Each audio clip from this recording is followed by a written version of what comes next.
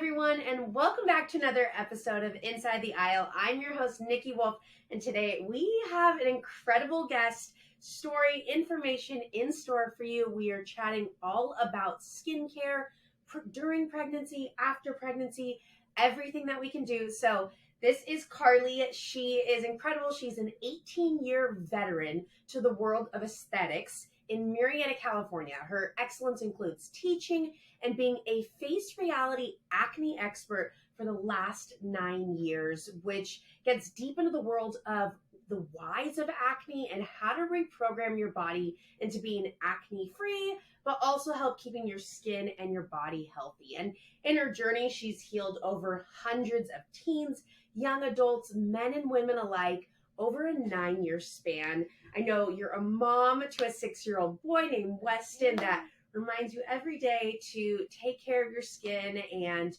just give yourself time for you, which is so important. And, you know, as a mom battling acne during her pregnancy and shortly after, it pushed her to want to understand more about hormonal acne and what we can do in the world of aesthetics. And currently you're focused on a mentorship program for other upcoming estheticians.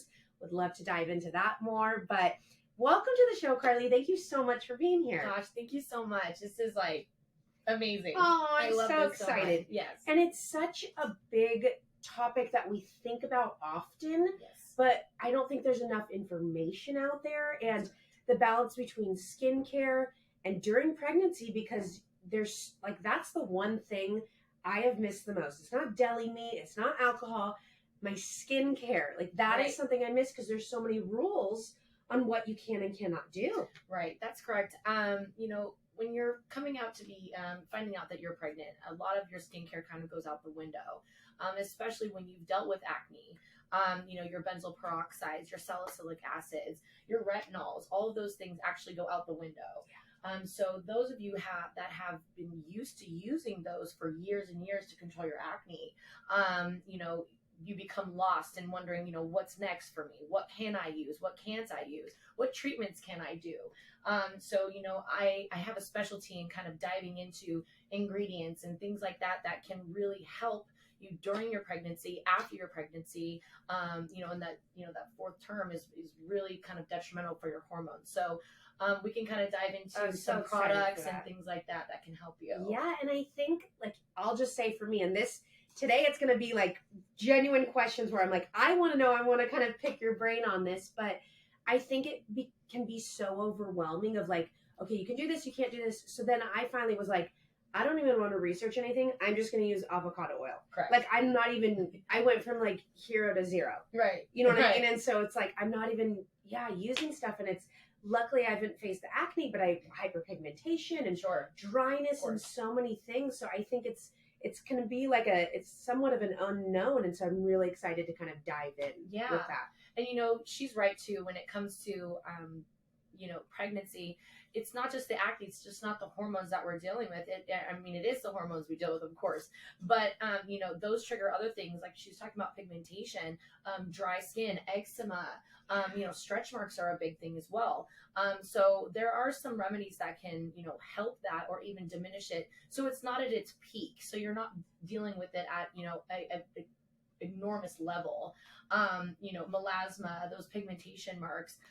But what's a good thing about it is if after you become pregnant and you have your beautiful baby, there are some really amazing treatments that you can do that are still safe for you while you're breastfeeding. Oh, amazing. So those things are really amazing that can happen, you know, after you've had your baby. Okay, cool. So maybe we can even chat during pregnancy, after pregnancy, what that looks like. And even if you are acne prone or if you're prone to dry skin, maybe some different routines that we can implement. Yes, of course. Okay, yes. Awesome. Right. And I know you struggled with acne during your pregnancy. Correct. Is that where this all began, or have you been interested in skincare long before? Like, what's the genesis of all this? Yeah, Nikki. So my whole thing was, I love skincare, and all those out there, I know you love the Dr. Pimple Popper videos. I mean, we love those videos, and you just get hooked. We love it. Yeah. So, you know, pus, blood, all that fun stuff. So, you know, when I was in high school, that stuff really intrigued me. So I ended up going to school, and throughout my career, I was fortunate to have an opportunity to really learn acne and kind of cure myself, cure my friends, family, and other people.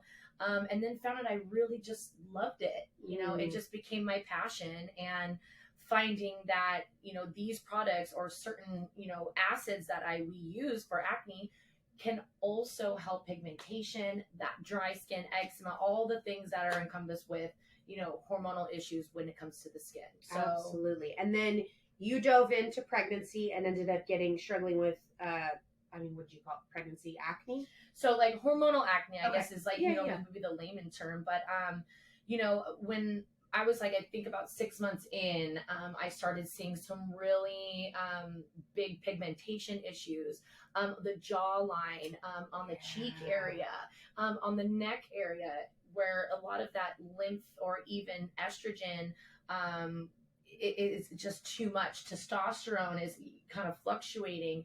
So you're getting these cystic acne where you can't use sulfur, you can't use benzoyl peroxide. But again, using things such as, your vitamin C's, your mandelic acids, high mandelic acids, some really gentle scrubs, or even just a simple toner that can really calm everything down. So I started diving into that with myself and found that it was working. Yeah. So from then on, Exhibit A. It was an exhibit. It's working. So with that, I took that and really put that onto my clients, and I just kept seeing, better and better results. And the best part about it is that it's very easy. As long as you know what you're doing and as long as you have the information, it's easy to keep all that down in the pigmentation, really good. So, and this episode is going to be that one-stop shop where we can know, take this, don't take this. Correct. Now, let's say you're either planning to get pregnant or, you guys are trying or whatnot. And is there anything that we can do skincare-wise before getting pregnant? Okay. Obviously, there's products I'm sure that we can use, or I don't know if supplements or any sort of like natural skincare that we can be doing prior to pregnancy that'll help us transition. I don't know if that makes sense. Yeah. So really, Nikki, what's really great about supplementation, if you're not a big fan of salmon, right? Some people they can't do the salmon, but taking your omega-3s are really, really important when you are preparing your body, especially hormonally, pigmentation wise as well. And I know I keep saying that, but that is something that actually goes back to scarring, with post-inflammatory pigmentation. But I would say, your fish oils, your zinc, probiotics, keeping your gut health really healthy, will keep that skin glowing, as well as, your antioxidants, your vitamin C's, peptides, so keeping your skin nice, taut, and prepared.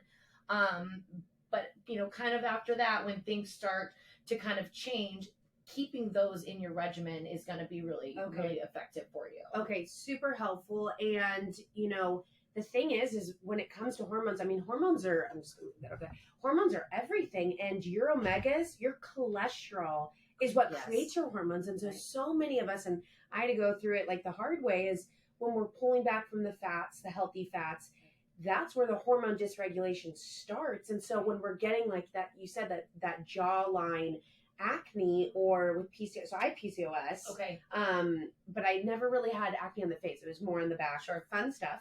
And so it's like those omega-3s, you're right. It's so crucial because that's what's triggering this hormonal reaction. And so to making sure that we're not just having enough, but we're having a good quality form. Yeah, that is, it's really big. It's really big, especially, you suffer from brain fog, you get that pregnancy brain fog that really keeps your brain, moving properly, and it keeps your skin, to trigger, those really helpful hormones, and keep the cortisol down. So you're not getting those stressed out, aggravated, breakouts on the chin area. Yeah. So. Okay. Now let's transition into you're pregnant now. Sure. And I have been like and this is all helpful for me too, but I've always done like an oil cleanse to take the makeup off and then another cleanser to kind of get deep down. Sure. But I've noticed as I get closer, I'm 3 weeks away, that I want to gravitate towards makeup wipes, and they Okay. never respond well to me. I get inflammation. It hurts. It burns my eyes. Sure. I know some people like use it every single day. Yeah. I never, ever, ever do it. And I recently bought a pack because I'm like, I'm just so exhausted. Like I can't handle yeah. this anymore. Yeah. And I've been doing it, and I mean, I don't see any redness, but I can feel the Sure. inflammation. Yes. What would you recommend as far as like that first step we're taking off the makeup? Would it be an oil cleanse, or a cleansing balm? Well, there's so many different options that you can do. When you're talking about irritation, irritation will come from dehydration.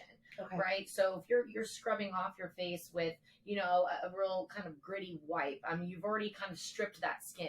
So once you've stripped that skin, you've kind of left it open for, transdermal water loss, where all of a sudden that dehydration, that water is coming out of your body already. Okay. So, with my pregnancy clients, I do recommend jojoba oil. It's low on the spectrum of, clogging. Jojoba oil, which will actually kind of take all that makeup off, because usually makeup has an oil base. Yeah. Taking that off and then doing a cleanse with an acne safe cleanser like the Ultra Gentle with Base Reality.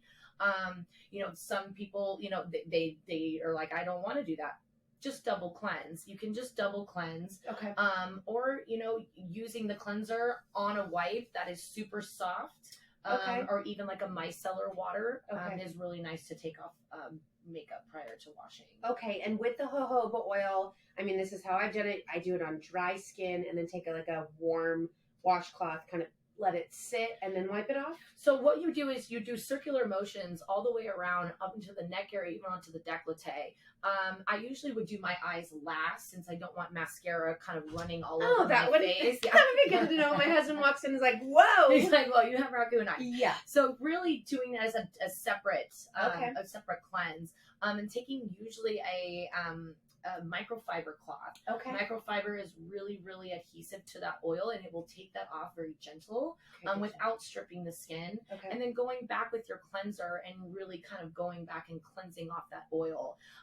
And then from then on doing, a toner, which will rebalance the skin, and then also get off that, if you have any residual oils or any other makeup that you still have on. Okay. And when you say toner, is this something we do every day? Is this morning, night? What does that look like? Yeah, so toners are really good for after you've basically cleansed the skin, or if you've stripped the skin. So when I say strip the skin, is you've done too much. You used a scrub every day. You've used the micellar wipes 3 times a day, and you're scrubbing really hard. Okay.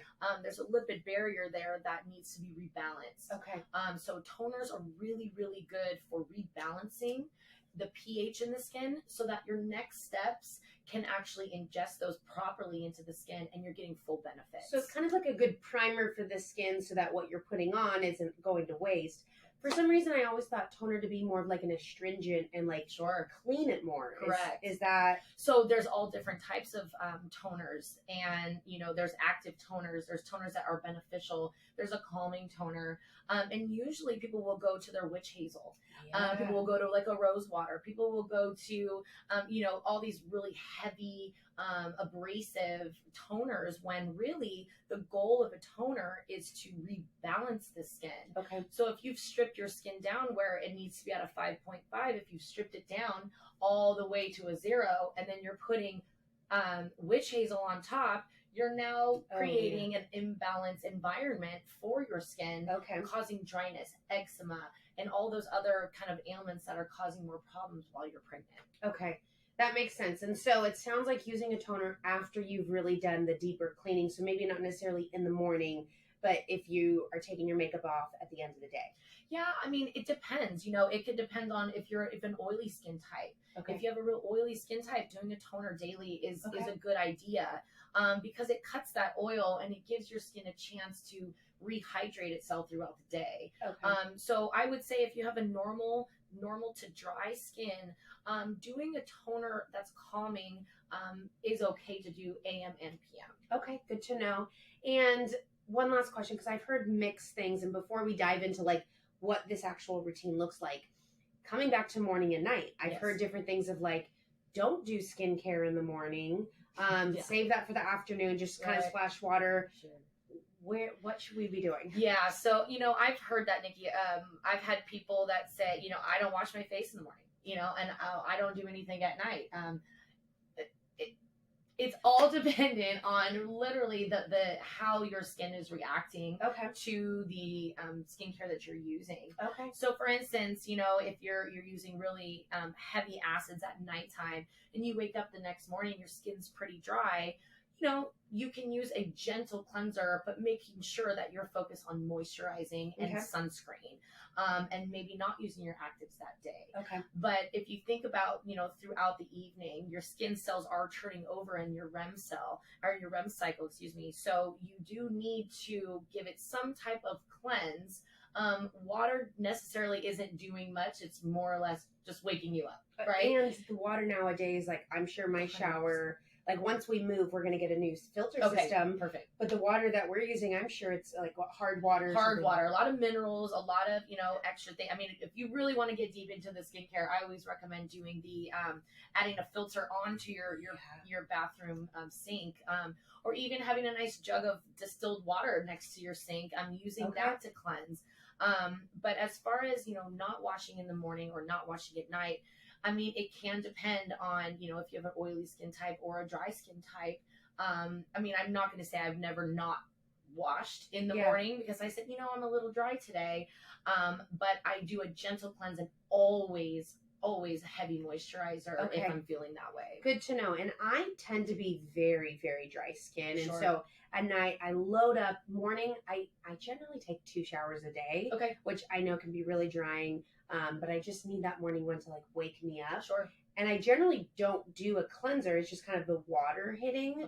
But you're saying if you tend to be dry, the most important thing is just really making sure you're getting that moisture afterwards. Yeah, it's getting that moisture, but then also creating an environment for your skin to be able to, receive those products, right? So if you're washing your face with water, you're not taking off those oils that were created over nighttime. So now you have kind of this layer of oil. Now, the more oil you have that conjuncts with dead skin, debris, hormonal, you're going to start to see a lot of those breakouts. Oh, interesting. Right. And maybe like texture on the skin. Texture on the skin, can get some flaking. So using that gentle cleanser and a water-based moisturizer if you're feeling too dry. There's a Hydra Balance again from Face Reality. That's really amazing. It's like it's like godly. Yeah. So it's like all else fails, ultra gentle, Hydra Balance, and really just wash your face. And then using a cran peptide cream and an SPF is kind of my like very basic skincare if I'm feeling too dry. Okay, awesome. So we'll come back to the night, where we're using these actives. And actives, from my understanding, is like the stuff that you're putting on that actually is doing active work. Right. Yeah. That makes pretty sense. Okay, so let's pull 2 different individuals. We have the acne prone skin and the dry skin. Okay. I'm guessing those are 2 of the most common. Yeah, I would say that. Well, there's dry and dehydrated. So dehydration is really lacking that water in the skin, whereas dry is lacking the oil. Okay, so there is 2 different types. So a lot of people say I'm so dry, where really you're lacking water in the skin. Interesting. So part of it too is like I drink so much water. I have the jug that has the you did it today water. But that does help, of course, because it helps the gut. But topical water-based moisturizers are going to be your biggest fan for that dry, tight, dehydrated skin. So fascinating. Okay, so that is more of a symptom of dry. Now, okay, so you said there was dry and then there was dehydrated. So that would be the dehydrated. And then what? So dehydrated individual would feel tight and liney. So you'll see these vertical lines. If you ever pull your skin and just kind of give this like a tug up, you'll see some vertical lines. And that will distinguish whether or not you're dry or dehydrated. Now, dry is more based on flaky. That's what I was going to say. Flaky skin, you're peeling around the nose area, the labial folds here. This section here on your skin is, the gets the most dry usually. You'll see that. And with that being said, backing off of, extreme actives, I guess you could say. Yeah. But using that water base to kind of balance the oil, okay, and then adding a little bit more of like an oil base. So when I go back to jojoba oil, some people will disagree with me, but I have never found that it's been a problem.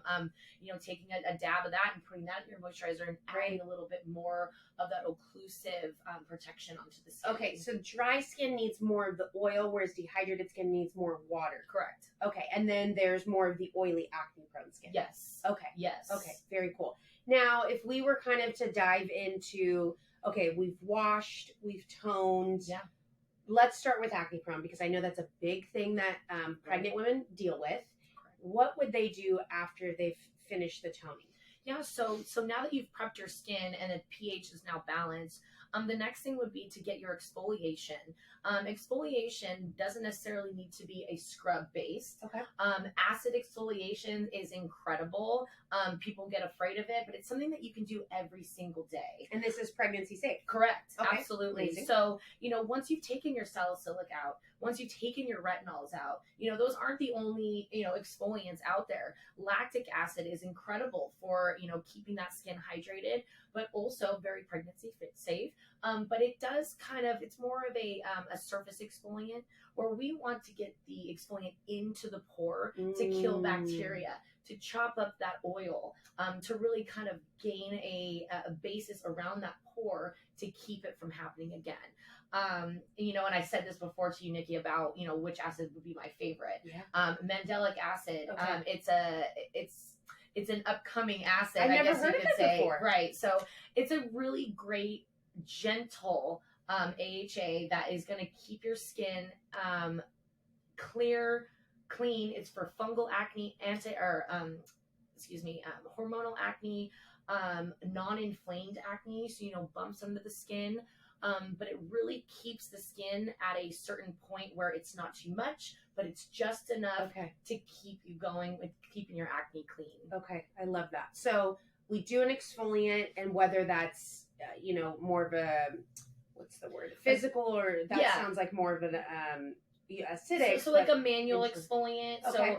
So, you know, and I don't know if anybody knows in the world of aesthetics, you know, apricot scrub is probably like the most, I mean, it's gritting. Like I remember that my teeth back in the day for it, you know, because that creates little minor cuts in the skin. Yeah. So if you are doing a manual exfoliant, you know, using something with gentle beads, something that is gonna, you know, dissolve onto the skin instead of that gritty Neutrogena, you know, that real harsh skin. I would use that on like my foot. 100%. Getting anywhere near my face. Heels, knees, elbows. Yeah, exactly. So, you know, just keeping the exfoliant at a very, very minimal level, but very effective. Okay. So we did our exfoliant and then kind of tap to dry it off. Right. So it would dry, you would put it on, and then what it would do is actually get into the pore and start working. Oh, okay. You would feel, if anything, a mild tingle, but you should never feel burning when you're exfoliating. Okay. It should never burn. Your face should never be bright red. Your face should never feel as if, you know, you've just like ripped it off with, you know, like, you know, whatever. But coming after that would be that water-based moisturizer. Okay. Prepping the skin for that occlusive moisturizer afterwards. So again, I talked about mandelic acid, and then going into the Hydrobalance, that water-based moisturizer. Okay.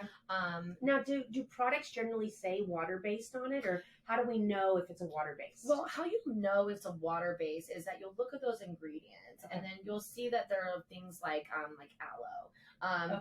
Things such in that manner that are more gel-based. Okay, that makes sense. More gel-based as opposed to like cream-based moisturizers. Okay. And then going from there, you'll want to do your cream-based moisturizer to create that occlusive, and then finishing with an SPF. So you do a water-based moisturizer, then a cream-based. Correct. And then an SPF. Yes. Okay. And always with SPFs, we want to say physical SPFs as opposed to chemical. Chemical exfoliants actually go into the skin, penetrate the pore, and actually disperse light and energy into the skin. So you're still getting a tan, right? You're still getting that somewhat protection. Okay. Whereas the physical sunscreen, it's a full block of the sun on top of the surface of the skin. Now, and with that too, when we're walking into a store, like, what would we look at to know that it's a physical? Yeah, it would literally say a mineral sunscreen. Okay. Right? Familiar with that, yeah. Yeah, and so if you look on the back of some products, you'll see it'll say big words like avobenzone and all those big crazy words that you see. Where on the back of like a mineral sunscreen, you'll see zinc, titanium dioxide. Okay. So usually a two ingredient products. Okay. And is it important to do, your water first, then the cream? Like, is that order important? Yeah, it really is, because you're setting that base for it to be locked in. For that water-based moisturizer to be locked in. So if you think about everything that you've put on your skin, and then you're sealing it with a moisturizer that's occlusive, but also acne safe, because it doesn't have too many fillers on it. Letting that soak and then topping it off with your sunscreen. You're fully protected, but you're still getting the active ingredients working. Now, sunscreen, like let's say you're taking the makeup off in the evening. Sure. So we would just X the sunscreen out. Correct. Okay. So then that's kind of more of a day morning protocol, and then just do the same thing in the evening. Yeah. Okay. So I generally do have people do that same exact thing in the daytime, in the day that they do it nighttime, or opposite, excuse me. Day and night. But sometimes when we can't use a benzoyl peroxide, we can't use a sulfur to, get rid of those stubborn little suckers. Mm-hmm. I mean, even people are talking about using the patches that they'll put on their skin. When really those patches, those are salicylic based with niacinamide. So if you're really keen on keeping away from salicylic, those aren't the best for you. My alternate that I do for my clients is going to be an oxygen lotion. An oxygen lotion keeps that pore open and keeps it stimulated and keeps the bacteria in there really, really clean. Wow. So you're not getting that irritation. Okay. You're not getting that real, painful blemish. I mean, you might still get a little bit of a blemish, but it still is the alternative for benzoyl peroxide. Is the oxygen creams. Okay, good to know. I've also heard, this could be totally bad, but like I've heard people put toothpaste. Have you ever heard that? Well, yes, I have. As I guess we're talking about in the taboo world of, skincare, apricot scrub and toothpaste on blemishes is probably not the best. Yeah, okay. Run far from that. Yeah, run away. Do not put crest, on your face. I know. All that's really going to do, it just causes, more irritation. Because of the chemicals in in toothpaste. We shouldn't even be using real toothpaste anyways, right? Yeah, so I use baking soda. Baking soda. Yeah. The bomb. Yeah, exactly. Okay, so we've got our acne-prone pregnant mamas covered. Now we have dry and dehydrated. So obviously I have makeup on, but I'm guessing I'm more of a dry because I tend to get the flaking. Sure. I think you'll be able to kind of decipher. But for that dry mama, how does that look? Yeah. So with that type of client, what you can do is you can actually, so that would be more of like a combination of dry dehydrated. Okay. There's about 5-6 different types of skin, all in a different category. So it can get a little, confusing. And I think that's why, a lot of mamas, they're like, I don't know what to use, and water it is, right? That's why we need our omega-3s. Yes. Yeah. To help with our brain. Here I am. Yeah. Okay. But basically, what you would do with that would be, working on that water-based hydration, but then also using that occlusive hydration on the outsides. So really getting specific on your skin of where you're having the issues. And let me cut you off real quick, because I know you mentioned this before, and now I think it's coming to me. Occlusive. What do you mean by that? Yeah, so occlusive, so oil-based. So it's oil-based. That word oil always scares people, right? Oh. It sounds scary, especially if, I have oily skin type. I'm not going to put some oil on my face. Yes. But what people don't understand is that, oil attracts oil, right? So that sometimes you need that extra oil when you balance the water. Yes. So your skin 2 weeks ago could be different than it is today because you were in the elements, your antioxidants are off, or, you didn't drink all the water, you didn't do the, you didn't make it. You didn't make it to the bottom of that. Yeah, you failed. No, but, your gut health is changing. So really, your skin is a projection of your internals. Oh, absolutely. So really, you really want to keep everything as balanced as possible. That makes sense. And I think a lot of women could probably relate to this. I remember I struggled with oily hair. I would shower 2 hours later. It was oily. And so you load it up with like, I mean, it was bad when we did the baby powder. Right. And then, you know, the dry shampoo. And it's like you're stripping your hair of that oil. So your body is signaling, give me more oil, give me more oil. Right. And when I started putting oil in my scalp, it balanced it out. So 100%. It makes sense that it kind of works in that same way. Like my skin loves oil. Oh, yeah. Like, well, and I mean, you won't have a wrinkle. Enough oil that you have. Not. I've had a little bit too much skin exposure, or, you know, early on. So hopefully there's some things. Well, and you know, another thing too about, you know, you're talking oil is, you know, those that have been on Accutane prior in their lifetime. Accutane, you know, turns out that it is a chemo drug. You know, and so you're starting to realize and you're starting to see people that were on Accutane, you know, prescribed by their doctors, that it affected their organs in a certain way. It shrinks the sebaceous gland. So that sebaceous gland is your oil gland. And then you see people with these flaky faces, or you see, you know, hair issues with oil, or, you know, just issues all around with oil. And so one way you can kind of get that back is, you know, supplementing again with those fish oils and things like that. But then also topically doing the correct things you need to do. Okay. Amazing. So we wash your skin. You said, start with an exclusive for the dry kind of combo skin. Yeah, so dry combo. So you can, if we're talking removing your makeup, you can do a double cleanse. You can use Tacocoba. But again, you want to make sure that all that oil does come off of the skin. And that's where your toner would come back. Great. Now, when it comes to toners, like I said, there's all different types of toners. Generally for my pregnancy clients, I would keep them at a calm-based toner. You know, rose water-based toners. But they still are effective enough and still have some calming ingredients in there to keep you from feeling irritation because of the dryness. Okay. And then we use our moisturizers. Yeah. You use your exfoliants. You can do those every other day. You can use them every day. Again, it's you seeing how your skin is reacting. I've had clients that are on a 15% mandelic acid and they're totally fine. Whereas I have other clients that are like a 5% is too much for me. So they end up doing it every 2 to 3 days, which is fine. Yeah, great. As long as you're getting that cell turnover and that cleansing out of, or the pores that are cleansing, you'll see a huge reduction in your acne breakouts, but then also you'll see a reduction in that pigmentation, even, you know, and then tightness and fine lines and things like that. Okay. So we do our moisturizers. I normally follow up with an oil after that. Is that something that's okay, or what are your thoughts? You know, I guess it really depends on the moisturizer that you're using. If there is enough occlusive based ingredients in it to keep you protected throughout the day. But generally, if you keep it on a even keel throughout your whole regimen, you're not going to be needing to add extra oils. You're not going to be needing to add, you know, extra water-based moisturizers. And again, it depends on what you're using. But, you know, a couple drops of a jojoba oil in a basic moisturizer isn't gonna hurt you, but you know, you might not need it, but people maybe think they do. So, you know, again, I would reach out to one of your professionals, if you're an esthetician, or if you have an esthetician, you know, just asking them these questions. Is this better for me?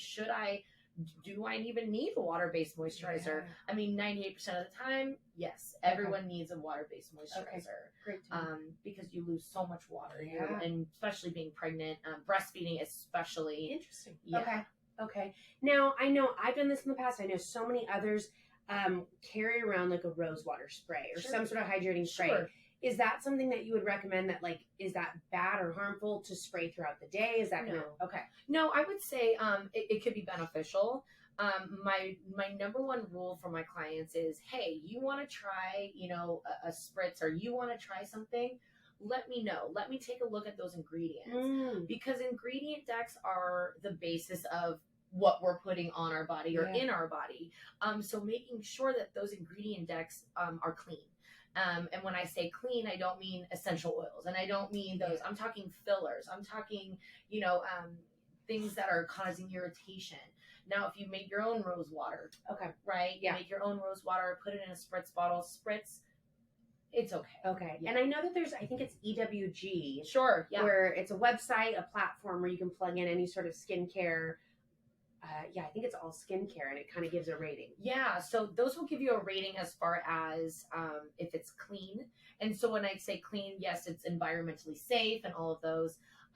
There is another website, or there is a checker that we can look on, and it's through my website.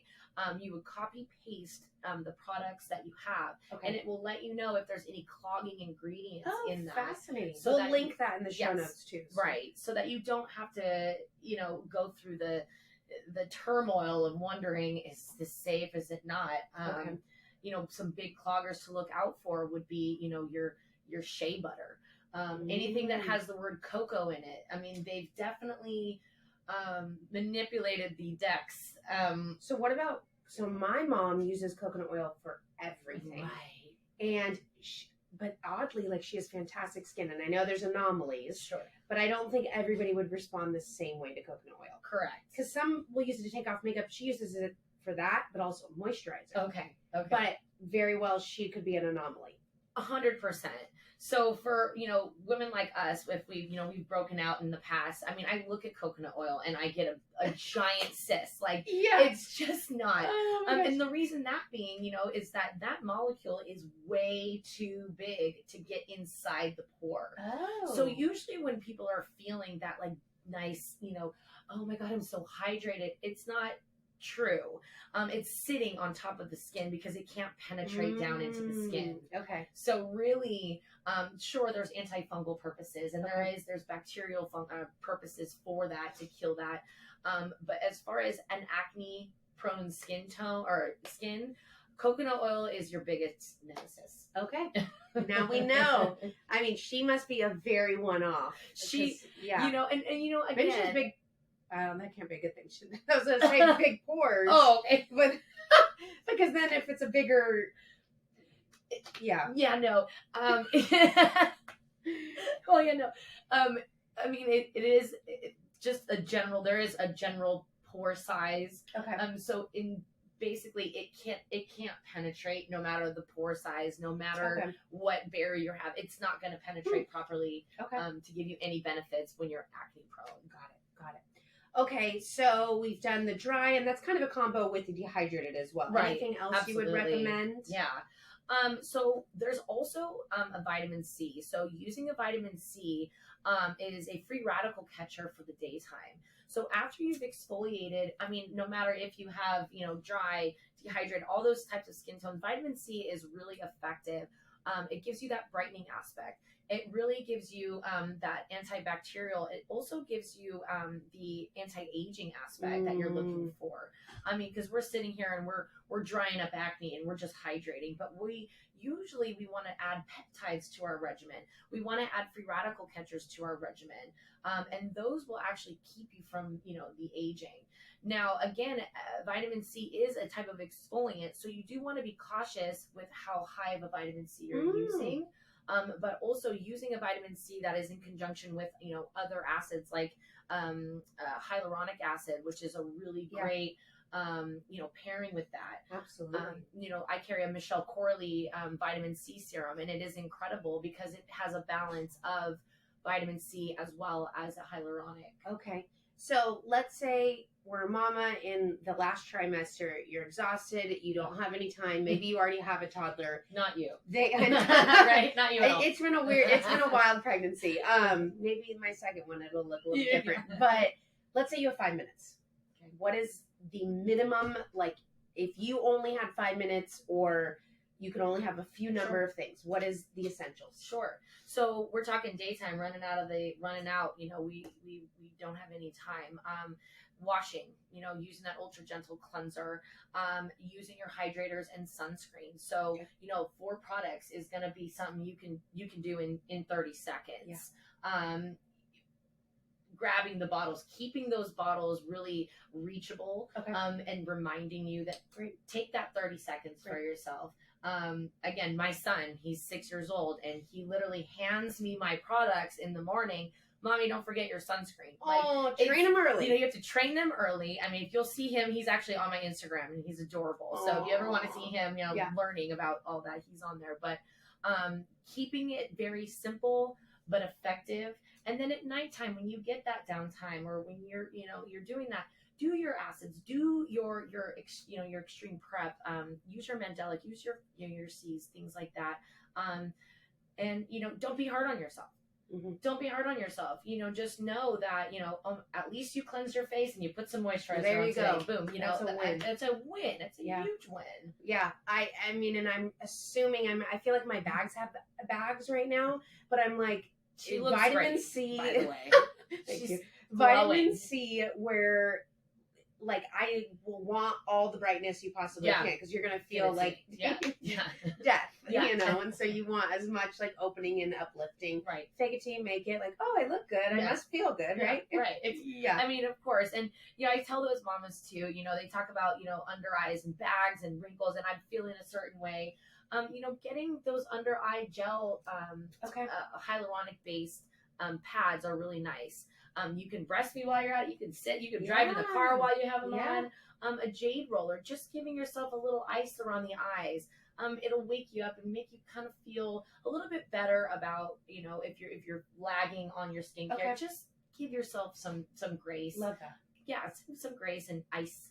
Now, what are your thoughts on? I know it's a big trend right now. It's like the gua shas, or like you mentioned jade roller, but I've seen, you know, is that something that's just like a fun add-in, or do you actually notice any sort of difference? Yeah, so doing gua sha is very effective if you're looking for lymph drainage, and if you're looking for tightening of the skin and the muscle.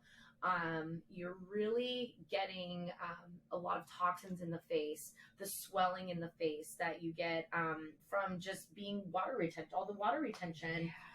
But you do want to be careful to be able to see a professional to do the gua sha, or even learn from a professional.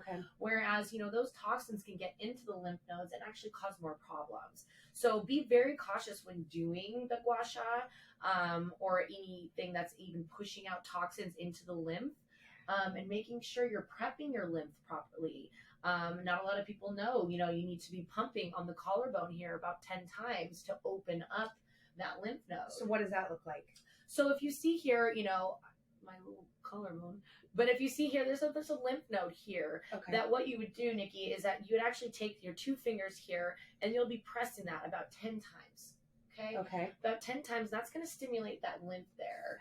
So you've got some lymphs here as well, and you want to open these up as well. So you do this prior to doing the gua sha? Correct. So you're opening up this lymph, whereas if you didn't do that movement, what would happen is that you're detoxing your face and it's sitting. And that could cause nauseating. That could cause actually repuffing of the skin. But again, being pregnant, you want to make sure you're careful about flushing anything out of your body into the lymph nodes, because that could cause an issue with, you know. I love that you mentioned that so much. So there is an episode I just recorded on detox and the 3 stages of detox with the liver. And one thing that, you know, and even myself years ago, we think, okay, let me just go and detox, but you have to do it the proper way, because just like you explained with the body, it's if we're only detoxing one layer, but we're not doing all this other stuff, everything just gets backed up and it sits there and it becomes worse. Huge, And so it's so important that you're making sure, so talking to a professional, you know, whether it's an esthetician, whether it's a doctor, if you're doing detox, is so important to make sure that it's moving through. And one thing, I don't know how I didn't know it, that estrogen, the way to excrete extra estrogen is through your stools. So there's so many individuals who have really intense PMS or hormonal pregnancy. Well, pregnancy is all hormonal, but like really intense, you know, and they also are extremely bloated. Or if somebody's dealing with any sort of digestive issues, their chances are they're having a really high level of estrogen, because if they're not pooping, you're not getting that extra estrogen out, which makes sense on all the breakouts. And so it's all so interconnected. It really is, you know, and trying to educate, you know, those with, you know, I just want my acne gone. And, you know, again, that's where those doctors come in and they'll give you drugs and topicals and say, good look. My first thing is, how's your gut? How are we doing? You know, are we pooping every day? Are we having our greens? Like, are we taking our pre and probiotics? Yep. So, making sure that you're doing those beneficial things prior, to taking those next steps, for Western medicine, and making sure that, you're at your top notch before you even kind of think about that. Absolutely. Couldn't have said it better. Yeah. Okay. So any lasting things that you feel like listeners, you want them to take away? Any helpful advice? I mean, you've already given a lecture worth, a master's class. Oh, thanks. Yeah. Really, what it's very simple. Ice. Ice is a very huge thing when it comes to the skin health. Okay. I'm talking inflammation. We're talking, really big, cysts or clusters. Ice is going to be a huge beneficial factor in your skin. When I talk to the jade rollers, put that in your refrigerator. Yeah. Get that, that eye movement here, cooling the body down. That's going to help your skin kind of rebalance itself. And of course, behind the ice, there's always, just keeping yourself rested, making sure that you're getting into REM. Everyone, I mean, girl, you are landing on every episode that has just been recorded recently. It is because that's when sleep is when we repair, we restore, we rejuvenate everything. So if you're not getting that quality sleep, you're going to start seeing it. Well, you're going to see it, and you're definitely going to see it when it comes to inflammation. Of course, I'm sure you've talked about on the other episodes. Yep. But keeping your body calm. Yeah. Do your teas at night. Valerian root, if you're able to do it, don't if doctors say no for you, but valerian, just keeping yourself calm, and eventually you'll start seeing, if you're getting that sleep, your skin is going to repair itself, and you'll start seeing that glow in your skin. You'll start seeing the bags aren't as deep. The blood that pools underneath the eyes usually is why we get the dark circles. Okay. So if you're not getting sleep, your eyes are trying to close, and the blood is rushing trying to do that. Keeping your body even and at bay is going to be my best advice. And icing anything that feels like it's. So you would say more icing is like the default, the heating and like the steaming is more when you're actually in the middle of cleansing. Yeah. So, and you want to be careful too. So if you're pigmentation prone, so if you ever were pregnant, and you started to see almost like a raccoon mask here, usually here, people will get it smack in the middle of their forehead.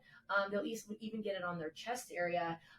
That's melasma, and melasma is triggered by heat and hormones.